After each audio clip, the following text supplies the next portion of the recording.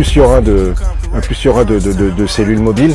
Une personne sur le terrain, plus on fera de prévention, plus on sauvera des jeunes. Et... Moi j'ai bien vu que quand on met des gamins là-dedans, qui fantasment parce qu'ils ont regardé TikTok ou autre, d'un coup ils prennent la réalité en pleine tête. Et là, je pense que ça les fait réfléchir. Ok, bah Yannick, ça fait plaisir de te voir. Également. Voilà, ça fait un petit moment qu'on s'était pas vu. C'est vrai. Peut-être tu peux nous dire un petit peu comment on s'est rencontrés déjà, tu t'en rappelles? Oh oui, ça c'est des choses que j'oublierai jamais. En fait, notre rencontre réellement, elle s'est faite en deux temps. D'abord, je t'ai rencontré puisque j'avais lu ton autobiographie Rédemption. C'était il y a 20 ans.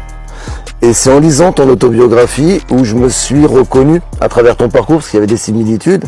Et c'est en refermant ton livre que je me suis dit, un jour j'écrirai mon histoire. Et 20 ans après, presque 20 ans après, donc j'ai écrit et publié mon autobiographie, j'ai créé mes réseaux sociaux. Et un jour, je t'ai trouvé sur l'un de mes réseaux et tu m'as proposé qu'on s'appelle. Donc je ne savais pas que tu étais l'auteur. On en a parlé.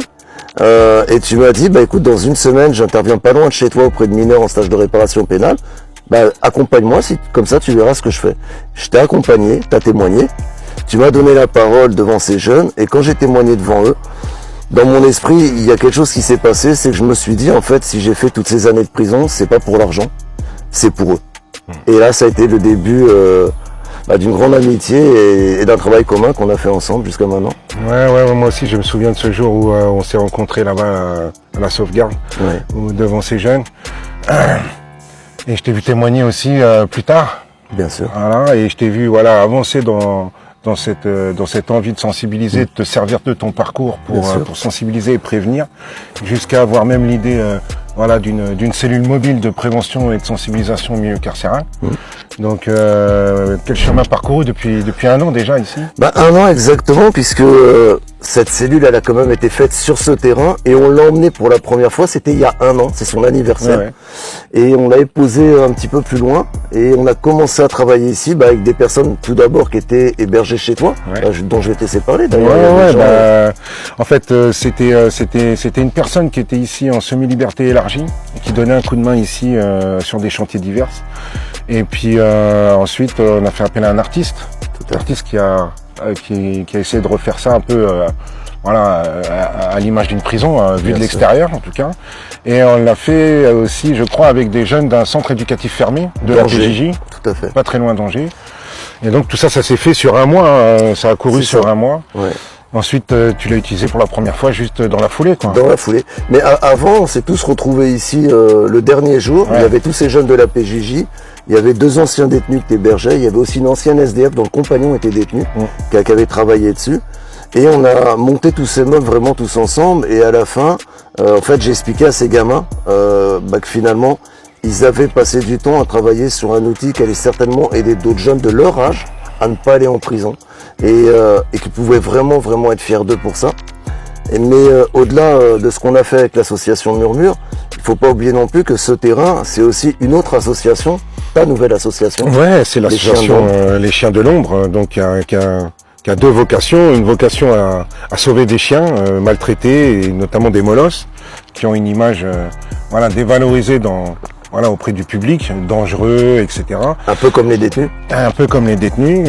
Et puis aussi une autre vocation qui va naître plus tard, c'est plutôt celle d'accueillir des jeunes en séjour de rupture, de remobilisation, bien d'apaisement. Des jeunes qui sortent de structures PJJ ou ASE, ou même des particuliers qui ont des difficultés de communication avec leurs gamins, ou des gamins qui sont un peu dans des conduites à risque. Donc moi ici ce projet, je capitalise toute mon expérience de vie et aussi un projet de vie personnelle. Parce que j'ai un besoin de revenir à la nature et aux animaux. Et je me suis dit, j'ai couru la France en long, en large, en travers pendant une dizaine d'années pour faire un peu aussi ce que tu fais là maintenant. Et je me suis dit, je suis un peu fatigué, tu vois. Et donc, si je peux plus y aller, eh bien peut-être que je pourrais les accueillir. Et donc, la vocation des Chiens de l'Ombre. Et donc, en fait, tu m'as un petit peu envoyé sur le terrain à ta place. Ouais, voilà, c'est ça. Mais finalement, nos 2 actions se rejoignent beaucoup, puisque le but, c'est de pouvoir changer les parcours, que ce soit ceux des animaux que tu accueilles, mais comme ceux de tous les jeunes et moins jeunes qu'on rencontre l'un et l'autre. Ouais, c'est ça. Et moi, quand je t'ai rencontré, ce que je me suis dit, parce que j'étais déjà à la recherche de quelqu'un qui pourrait prendre le relais de mon engagement depuis des années, mais c'est vraiment pas évident de trouver quelqu'un qui soit capable de faire ça correctement. pour les bonnes raisons, avec des valeurs qui correspondent à celles qu'il faut avoir quand on fait ce type d'action, d'intervention. Et je t'ai vu vraiment avec le cœur. Tu avais vraiment envie de le faire. Tu avais peut-être au tout début quelques doutes à savoir est-ce que tu vas y arriver, etc. Mais en fait, ce cœur que tu as mis à l'ouvrage, et puis aussi toutes les capacités et les compétences que tu as emmagasinées depuis toutes ces années, franchement, ça a pris. Ça a pris forme notamment, je crois, avec la création de cette cellule mobile. Et aujourd'hui, je crois que tu as plusieurs milliers de personnes qui sont rentrées dedans. Tout à fait. Et donc, tu contribues vraiment à changer les regards de la société sur les prisons. Tu permets aussi à des jeunes d'arrêter de fantasmer sur la réalité carcérale. Et puis, je pense aussi que ça sert un peu de lobbying, parce qu'il faut aussi que les politiques s'emparent de cette question et la transforment pour en faire quelque chose d'utile. La prison doit être utile. Aujourd'hui, ça reste une question. Voilà. Bien sûr. Mais j'ai envie de te dire quand même, parce que c'est très gentil, tu as dit plein de belles choses sur moi, mais je dirais quand même qu'il n'y a pas de bons élèves sans bons professeurs. Et tu m'as énormément apporté dans ce que je fais aujourd'hui, dans qui je suis aussi aujourd'hui. Tu m'as beaucoup accompagné, et ça je t'en remercierai toujours. Et en tout cas, je suis vraiment très très heureux de te revoir aujourd'hui, d'être à nouveau sur ce terrain avec toi. Et moi, c'est avec grand plaisir, vraiment, que je t'accueille une fois encore. Et c'est pas la dernière.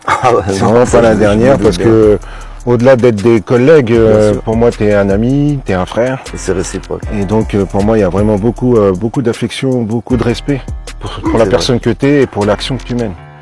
Donc, et pareillement, bien sûr. Donc voilà, merci encore. Peut-être une question quand même, parce que tu le sais comme moi, dans le monde associatif, c'est jamais simple. Les subventions, on n'en parle pas. Et je pense que ton association, comme la nôtre, a peut-être des besoins encore actuellement.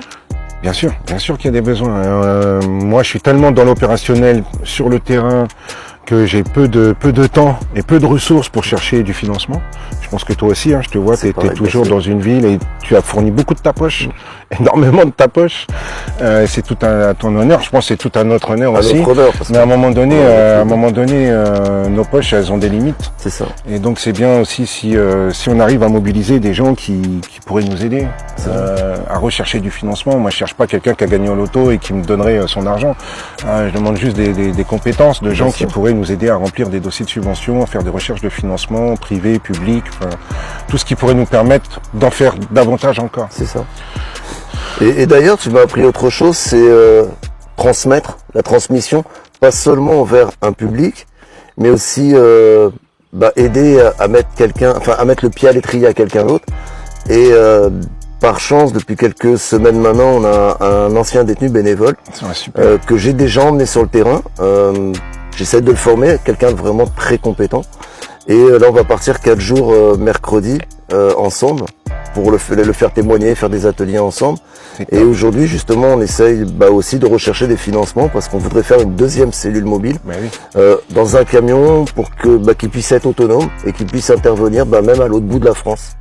Donc, et ça aussi, c'est à toi que je le dois, donc je te remercie également. Ouais, je t'en prie, et franchement, c'est top cette idée-là parce que tu peux pas être partout. Exactement. Et même si tu vas vraiment dans beaucoup d'endroits, c'est comme moi, j'ai faisais 150 ou 170 000 km en TGV par an pour aller d'une prison à une autre. Là, toi, c'est pareil, mais pour aller d'une ville à une autre, d'un quartier à un autre, pour aller sensibiliser un maximum de gens. Donc, plus il y aura de cellules mobiles, et des personnes sur le terrain, plus on fera de prévention, et plus on sauvera des jeunes et voilà. Moi, j'ai bien vu que quand on met des gamins là-dedans, qui fantasment parce qu'ils ont regardé TikTok ou autre, d'un coup, ils prennent la réalité en pleine tête. Et là, je pense que ça les fait réfléchir. Après, la réalité de la société, la réalité de certaines familles en difficulté, la réalité de certains territoires fait que, même après une sensibilisation, parfois, quand t'as faim, t'as faim. Bien sûr. Quand t'as pas d'argent, t'en as pas. Et bien souvent, les jeunes s'y prennent de la manière la plus maladroite possible. D'où l'importance de continuer à travers aussi cette cellule et nos actions, de sensibiliser aussi les professionnels, les parents, les chefs d'entreprise, comme on le fait assez régulièrement. Parce que, comme je dis toujours, l'enjeu de la réinsertion et de la prévention, c'est un enjeu national qui nous concerne absolument tous. Un détenu de réinséré, c'est des victimes en moins. C'est aussi une société plus sûre pour nos mômes demain. Oui, carrément. Parce que tous ces gamins, ça reste nos petits frères, nos petites sœurs, nos enfants, de manière générale. Donc, non, carrément. C'est un sujet de société, ça concerne pas que ceux qui sont concernés de manière directe, mais aussi de manière très indirecte. Et en filigrane, c'est toute la société qui est concernée par ce sujet. En Merci. tout cas, moi, je voulais te remercier. pareil. Bravo pour les chiens de l'ombre, parce que ce que tu fais, c'est extraordinaire. Tu as sauvé beaucoup d'humains. Aujourd'hui, tu sauves des animaux. Et en plus, tu arrives à les mettre en lien, puisque certains de ces animaux repartent dans les familles. Donc bravo, puis merci pour tout ce que tu nous as apporté. Merci aussi d'avoir participé à la création de Murmure et de cette cellule. Bon, je t'en remercie. Longue vie à Murmure. Et longue vie aux chiens de l'ombre. Merci. Merci. When you speak, you come correct. Crunch time or under pressure, boy, I bet I passed the test. Been in the studio for 40 hours straight, I'm elaborate. Spent the bag, triple that. You can vouch I did that. You can't talk money to me when you can't even pay your debt. Taking trips to different states, I'm on the way, I'll be right back. I can't be guarded, client staff. I'm plugged in just like some Wi-Fi.